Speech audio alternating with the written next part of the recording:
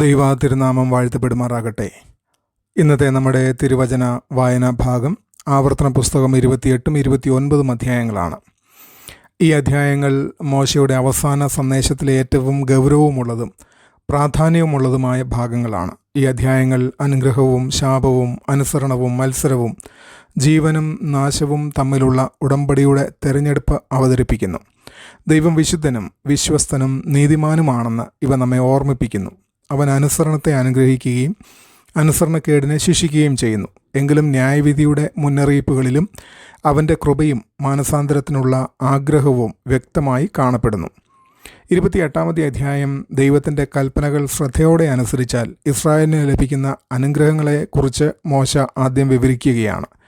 Israel ദൈവത്തിൻ്റെ വചനത്തെയും കൽപ്പനയെയും അനുസരിച്ചാൽ അവർ പട്ടണത്തിലും വയലിലും അനുഗ്രഹിക്കപ്പെടുമെന്നും അവരുടെ മക്കളും വിളവുകളും കന്നുകാലികളും അഭിവൃദ്ധി പ്രാപിക്കുമെന്നും അവരുടെ ശത്രുക്കൾ തോൽക്കപ്പെടുമെന്നും ദൈവം അവരെ വിശുദ്ധ ജനമായി സ്ഥാപിക്കുകയും തലയാക്കുകയും വാലാക്കാതിരിക്കുകയും ചെയ്യും എന്നും കൽപ്പിക്കുന്നു. എന്നാൽ അവർ തിരുവചനവും ദൈവത്തിൻ്റെ കൽപ്പനയും അനുസരിക്കുവാൻ വിസമ്മതിച്ചാൽ അവർ രോഗം, ക്ഷാമം, പരാജയം, പീഡനം എന്നിവ അനുഭവിക്കുമെന്നും അവരുടെ ദേശം ശൂന്യമാകുമെന്നും വിദേശജാതികൾ അവരെ ഭരിക്കുമെന്നും അവസാനം അവർ ജാതികളിൽ ചിതറിപ്പോവുകയും പ്രവാസം അനുഭവിക്കുകയും ചെയ്യും എന്നും ഓർമ്മിപ്പിക്കുന്നു.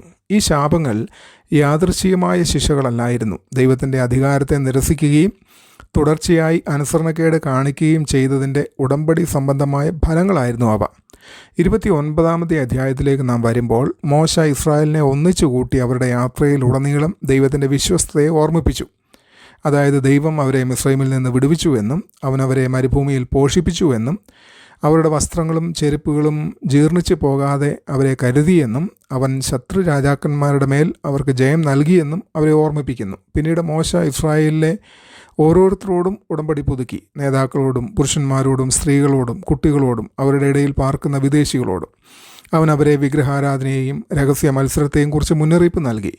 സ്ഥിരമായി പാപത്തിൽ ജീവിക്കുന്നവരിന്മേൽ ദൈവത്തിൻ്റെ ന്യായവിധി വരുമെന്നും ഭാവി തലമുറകൾ ദേശത്തിൻ്റെ കഷ്ടതകൾ ഉടമ്പടി ഉപേക്ഷിച്ചതിൻ്റെ ഫലമാണെന്ന് തിരിച്ചറിയുമെന്നും അവൻ പ്രഖ്യാപിച്ചു. അവസാനമായി അവൻ പറഞ്ഞത്, ഗൂഢമായ കാര്യങ്ങൾ നമ്മുടെ ദൈവമായ യഹോവയ്ക്കുള്ളവ, വെളിപ്പെടുത്തിയിരിക്കുന്ന കാര്യങ്ങൾ ഈ ന്യായപ്രമാണത്തിലെ സകല വചനങ്ങളും നാം പ്രമാണിക്കേണ്ടതിന് എന്നേക്കും നമുക്കും നമ്മുടെ മക്കൾക്കും ഉള്ളവയാകുന്നു എന്നുമാണ്. ഈ അധ്യായങ്ങൾ ദൈവം തൻ്റെ ജനങ്ങൾ എങ്ങനെ ജീവിക്കുന്നു എന്ന കാര്യത്തിൽ ഉദാസീനനല്ലെന്ന് വെളിപ്പെടുത്തുന്നു. അനുസരണം നിയമവാദമല്ല, അത് സ്നേഹത്തിൻ്റെയും ഉടമ്പടി വിശ്വസ്തതയുടെയും പ്രകടനമാണ്. യേശു പറഞ്ഞു, നിങ്ങൾ എന്നെ സ്നേഹിക്കുന്നുവെങ്കിൽ എൻ്റെ കൽപ്പനകൾ പ്രമാണിക്കുവിൻ. ദൈവത്തിൻ്റെ അനുഗ്രഹങ്ങൾ പലപ്പോഴും അനുസരണത്തിൻ്റെ വഴിയിലാണ് അനുഭവപ്പെടുന്നത്. ആവർത്തനം 28 പാപം നാശം കൊണ്ടുവരുന്നു എന്ന് പഠിപ്പിക്കുന്നു.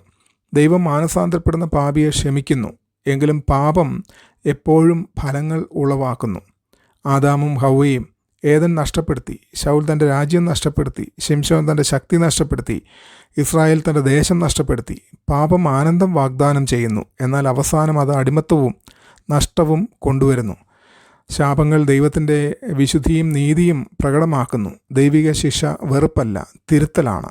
എബ്രായർ 12:6 പറയുന്നത് പോലെ കർത്താവ് താൻ സ്നേഹിക്കുന്നവനെ ശിക്ഷിക്കുന്നു. ദൈവം ചിലപ്പോൾ തൻ്റെ ജനങ്ങളെ ഉണർത്തി തൻ്റെ അടുക്കിലേക്ക് മടക്കിക്കൊണ്ടുവരുവാൻ പ്രയാസങ്ങളെ അനുവദിക്കുന്നു. 29ാം അധ്യായം മരുഭൂമിയിൽ ദൈവത്തിൻ്റെ വിശ്വസ്തതയെ ഇസ്രായേലിനെ ഓർമ്മിപ്പിക്കുന്നു.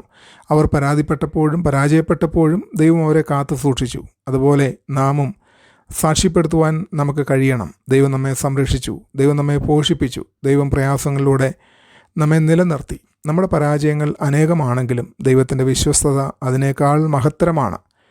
ഗൂഢമായ കാര്യങ്ങൾ യഹോവയ്ക്കുള്ളവ ആണ് എന്ന് ഈ അധ്യായത്തിൻ്റെ അവസാനത്തിൽ ദൈവത്തിൻ്റെ വചനം നമ്മെ കാണിക്കുന്നു. ഓരോ കഷ്ടപ്പാടിൻ്റെയും വൈകല്യത്തിൻ്റെയും ഉത്തരമില്ലാത്ത ചോദ്യങ്ങളുടെയും കാരണം വിശ്വാസികൾക്ക് എല്ലായ്പ്പോഴും മനസ്സിലാകുന്നില്ല. ദൈവത്തിൻ്റെ ഉദ്ദേശങ്ങൾ പലപ്പോഴും മനുഷ്യബുദ്ധിക്ക് അതീതമാണ്. ദൈവത്തിൻ്റെ പദ്ധതികൾ മറഞ്ഞിരിക്കുമ്പോഴും അവൻ്റെ സ്വഭാവത്തിൽ ആശ്രയിക്കുന്നതാണ് വിശ്വാസം. ക്രിസ്തു വിശ്വാസികളെ ന്യായപ്രമാണത്തിൻ്റെ ശാപത്തിൽ നിന്ന് ദൈവം വീണ്ടെടുത്തു. എന്നാൽ കൃപ പാപജീവിതത്തിന് അനുമതി നൽകുന്നില്ല. കൃപ അനുസരിക്കാൻ ദൈവം നമുക്ക് ശക്തി നൽകുന്നു. നാം കൃപയുടെ കീഴിലാണ്, എങ്കിലും അനുസരണത്തിലേക്കാണ് നാം വിളിക്കപ്പെട്ടിരിക്കുന്നത്. ഓരോ തീരുമാനവും നമ്മെ അനുഗ്രഹത്തിലേക്കോ ശിക്ഷണത്തിലേക്കോ നയിക്കുന്നു. പ്രാർത്ഥന, വിശുദ്ധി, ബന്ധങ്ങൾ, സത്യനിഷ്ഠ, ആരാധന, കാര്യവിചാരം എന്നിവയിലുള്ള തിരഞ്ഞെടുപ്പുകൾക്ക് ആത്മീയ ഫലങ്ങളുണ്ട്. ഓരോ തിരഞ്ഞെടുപ്പിനും ആത്മീയ ഫലങ്ങളുണ്ട് എന്ന് തിരുവചനം നമ്മളെ ഓർമ്മിപ്പിക്കുന്നു. രഹസ്യ വിഗ്രഹാരാധനയിൽ നിന്ന് ജാഗ്രത പാലിക്കുവാൻ വേണ്ടി ഈ തിരുവചനം നമ്മൾക്ക് ഓർമ്മപ്പെടുത്തലാണ്. ആധുനിക വിഗ്രഹങ്ങൾ പലതായിരിക്കാം. പണം, വിജയം, അഹങ്കാരം, വിനോദം, മനുഷ്യരുടെ അംഗീകാരം, സ്വാർത്ഥമായ അഭിലാഷം. നമ്മുടെ ഹൃദയത്തിൽ ദൈവത്തിനുള്ള സ്ഥാനത്തെ കൈവശപ്പെടുത്തുന്ന എന്തും നമ്മുടെ ജീവിതത്തെ സംബന്ധിച്ചിടത്തോളം ഒരു വിഗ്രഹമാണ്.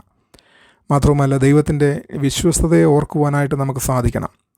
ദൈവത്തിൻ്റെ ജനം ഓർക്കേണ്ടുന്നത് ദൈവം ഉത്തരം നൽകിയ പ്രാർത്ഥനകളെക്കുറിച്ച്, അവൻ തുറന്ന വാതിലുകളെക്കുറിച്ച്, അവൻ നൽകിയ വിടുതലുകളെ ഓർത്ത്, അവൻ നൽകിയ സംരക്ഷണത്തെ ഓർത്ത്.